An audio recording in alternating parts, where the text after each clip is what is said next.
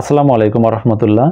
আজকে আপনাদের সাথে যে বিষয়টি নিয়ে শেয়ার করব সেটা হচ্ছে, আজকে আমি কলাপাড়া যাওয়ার পথে আমি বাসে উঠেছিলাম।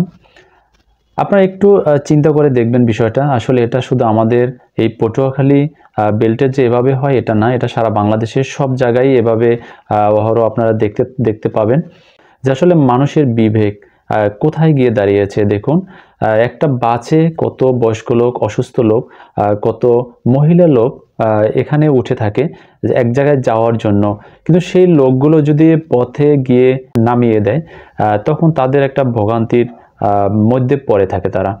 দেখেন, আমরা পটুয়াখালী থেকে আজকে যে বাসটায় উঠেছিলাম, এখান থেকে আমরা টিকিট কেটেছি কলাপাড়া যাওয়ার জন্য, কিন্তু আমরা যখন আমতলী পর্যন্ত গেলাম দেখলাম এই বাসটি অফ করে দিল আর বলল যে আপনারা সবাই নেমে এই বাস থেকে নেমে অন্য আরেকটি বাসে আপনাদেরকে উঠিয়ে দিচ্ছি। দেখুন, একটা মানুষ যাতায়াতের জন্য যেখানে সরাসরি যেতে চায় একটা গন্তব্যে, সেখান থেকে মাঝ পথে যদি তারা কিন্তু ভাড়া নিয়েছিল পুরো কলাপাড়া পর্যন্তই, কিন্তু তারা কিন্তু শুরুতে বলতে পারতো যে আমরা কলাপাড়া যাব না, আমরা আমতলী পর্যন্ত যাব, ওখান থেকে আপনারা আরেকটি বাসে উঠে যাবেন বা আমরা উঠিয়ে দেব। কিন্তু সেটা না করে তারা কলাপাড়া পর্যন্তই ভাড়া নিয়ে আবার মাঝপথে নামিয়ে দিয়ে অন্য আরেকটি বাসে উঠিয়ে দিয়েছে।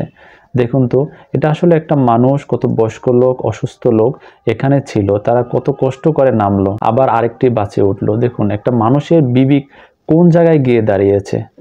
আসলে আমরা সবাই আমাদের যার যার অবস্থান থেকে আমরা যদি প্রতিবাদ করতে পারি, আর এই বিষয়গুলো যদি উপরস্থ প্রশাসন থেকে শুরু করে উপরস্থ যারা আছেন সেই সব এলাকায়, সেই সব জায়গায়, তারা যদি একটু প্রোটেকশন নেয়, তারা যদি একটু খেয়াল করে, তাহলে আসলে এই সাধারণ মানুষগুলো এভাবে ভোগান্তিতে পড়বে না।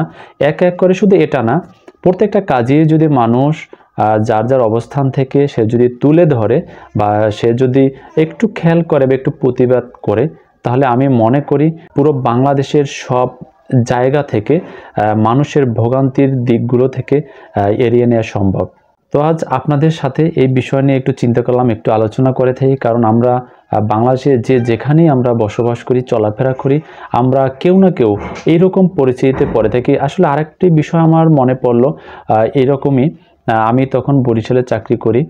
বরিশাল থেকে আমি মাঝে মধ্যে আমি পটুয়াখালীতে আসতাম, কিন্তু পটুয়াখালীতে আসার পরে মাঝখানে একটা ফেরি ছিল, লেবুখালী ফেরি। বরিশাল থেকে পটুয়াখালীর কথা বলে ওই লেবুখালী পর্যন্ত কিছু বাস লোকগুলো উঠিয়ে লেবুখালী নামিয়ে দিত। এরকম আমি একদিন এভাবে পড়েছিলাম। দেখুন, একটা লোক সে অসুস্থ অথবা ডাক্তার দেখানোর জন্য বরিশালে গিয়েছে, অথবা যে কোনো প্রয়োজন, অনেক সাথে অনেক মালামাল থাকতে পারে, তাকে যদি মাঝখানে যদি নামিয়ে দেয়া হয়, তাহলে দেখুন তার কতটা কষ্ট করে তার গন্তব্যে পৌঁছতে পারে। তো আসলে আমরা আমাদের দিক থেকে আমরা যদি সবাই একটু সচেতন থাকি, সবাই যদি এই বিষয়গুলো যদি আমরা তুলে ধরি, যার যার স্থানে যেখানে এই ঘটনাগুলো ঘটে আমরা সবাই এভাবে তুলে ধরবো। আমরা চাই আমাদের বাংলাদেশ স্বচ্ছ বাংলাদেশ হবে, মানুষ সুন্দরভাবে বসবাস করবে, স্বাধীন নিয়ে বসবাস করবে, এটাই আমরা চাচ্ছি। আজ এ পর্যন্তই। সবাই ভালো থাকবেন, সুস্থ থাকবেন। আল্লাহ হাফেজ।